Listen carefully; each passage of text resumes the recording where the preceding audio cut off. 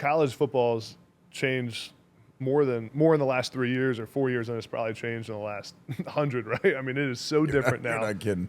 It's so different now than it even was, when I was playing college football. I mean, it's just when you were at Rutgers last time. How have you adapted to the NIL transfer portal time? Not just NIL, but like the combination of the two, transfer portal and NIL together is wild. And how has it adjusted like your entire strategy? It changes every part of the game, really. I think you hit it on the head. It is the most transformational time maybe in the history of college football. Although I wasn't around in 1930s. I'm sure there was transformation then too. But you hit it on the head with the portal itself would have been huge. Yeah. NIL in itself is huge. And then how about the conference realignments and all that stuff? I mean, you're talking about seismic shifts. Yeah. The portal, I think, is a good thing if handled correctly, and I think we're headed in that direction. NIL is something that I have been a proponent of. Well, I worked for Coach Paterno, and he was a proponent of paying the players way back, right? Yeah. So I adopted that and listening to him, and I thought players should have been paid as long as I've been a head coach. I've said that, and at times gotten laughed out of the room, but it's not very funny now, is it? And I think NIL is a good thing. I just want to make sure that it's handled the right way, and I'm not sure we're doing that right now. The integrity of the game is at stake, and I think you're going to start to see things pop up that are byproducts of NIL. I mean, 18 to 22-year-olds with substantial money in their pocket is different than 22-year-old that goes to the National Football League and has guidance and has been through a college program. Yeah. I think we really, we're trying to do a great job in educating our guys, right? And it's amazing. That's if there's a real positive, other than them having some money in their pocket, is they're learning about financial literacy. They're learning about the impact of income taxes and things like that. But it's really changed the competitive landscape of college football. Yeah.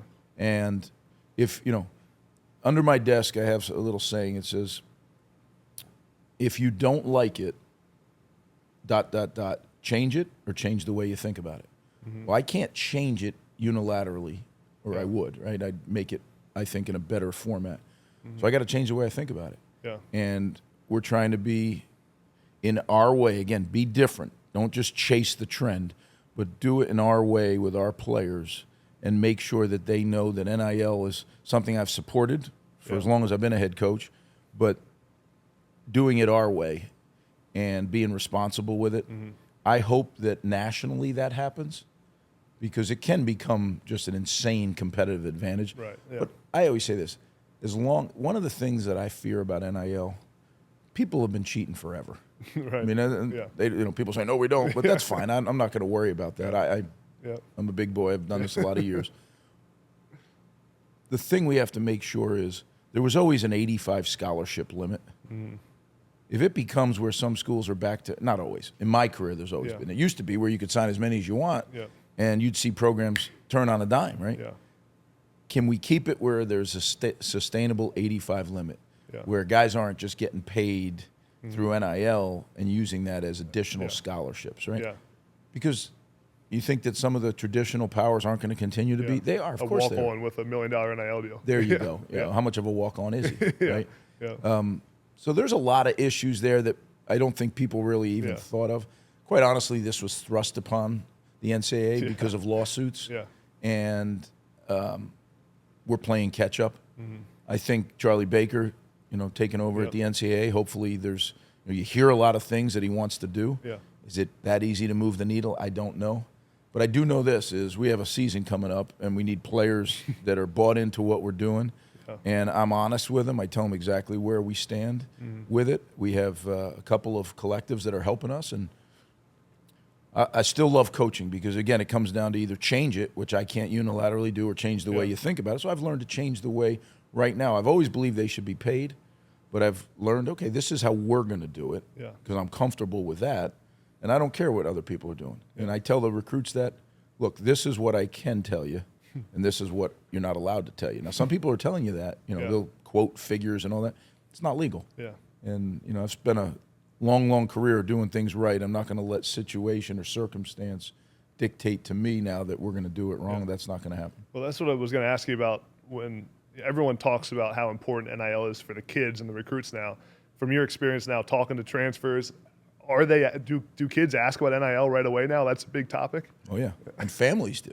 Yeah, Yeah, it's the parents asking. And I don't think that's people look at that. Oh yeah, it's bad. No, why is that bad? Yeah, you have a son who is there's females that are getting it as well. You look at some of the female athletes that are making huge NIL deals. Yeah.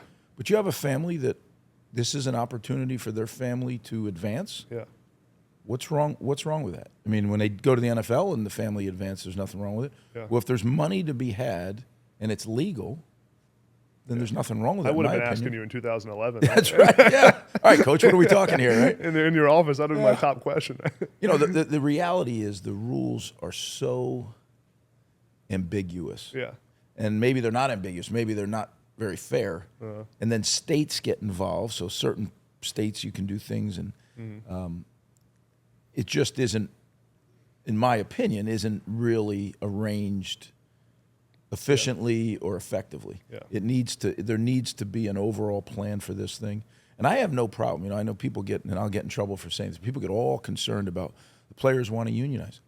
Let them unionize. I think that'd be great. Yeah. Right? Then we have a collective bargain agreement. Yeah. We have a salary cap. Yeah, there's rules. There's rules. Yeah. That's exactly right. And people say, well, what? You can't do that. That's not. I get it. I understand. This is college athletics, and people loved college athletics for its quote-unquote purity, right? Different than professional sports.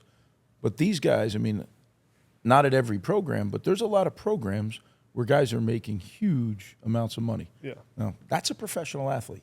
Yeah. They're not paying that guy that money because he has a nice name or a nice image or his picture or likeness. They're paying him because he's a really good football player, and that's what people are attracted to. Yeah. Now, you say, well, it's not pay for play. Well, that same guy, if he wasn't playing football, would not be Isn't making that money. requiring that kind of fee. Yeah. So it is, in essence, right? I think we all have to come to grips. It's out of the train left the station. Now, how do we manage it? How do we keep the train on the tracks? Yeah. Because it could jump right off the tracks, and it could be a real mess and an embarrassment for an establishment called college football that's been so highly favored in this country. I hate to see the game jump the tracks. Yeah. So who's got to do it? We got to do it. We got to take control of it and make sure it doesn't get out of hand. Yeah. When it comes to the transfer portal, I'm curious to hear specifically how the portal has adjusted your recruiting strategy for a couple things. One, your allotment of scholarships to high school kids versus what you save for transfers. Number two, just your staff. You now have to evaluate college players just as much as you have to evaluate high school recruits. How has it changed, everything, from your philosophy and strategy? Well, Adam, you're exactly right. Now, like you're talking about very much, my experience in the NFL certainly helps. Yeah. Because Pro in the NFL, scouting you have a department. pro scouting and then a college scouting, right? So we have a college scouting and a high school scouting. And without a doubt, we're evaluating players. We don't tamper. We don't do that. Yeah. A lot of people do. That's, again, that's never going to change. Yeah. Right? You got a bunch of competitive men that are always trying to find a way to get an edge. But you have to evaluate them because you have to know if that guy, and the evaluation isn't just so much the X's and O's, the tape you watch. I have a feeling, very much like free agency, you have to be careful in the NFL of who you bring into your locker room. It's no different here. When you bring a portal guy in, you're bringing him in because when you watch the tape, you know he can play. Yeah. And he's going to fill a need. But if he's not a cultural fit, well, he's still going to play and he's still going to make plays, but now he's going to rip your locker room apart because he's going to act the way he wants. Yeah. And, people follow who? The guys who make plays. Yeah. People say, oh, he's a great leader. He's a great leader because, yes, he's good got at those football. things, but he's good. Yeah. And people want to follow guys that make plays. Yeah. So it's really important that we use the portal, number one, to fill the needs we have, and number two, that we bring guys in that are a cultural fit. Otherwise, they can have a negative effect on your team. And I still believe you build your organization, you build your program through high school recruits. We use it, like so many other schools, we use it to fill holes. And it's usually relationships that we know the guy, or we know his coach very well, or we know somebody, there's a connection. Yeah.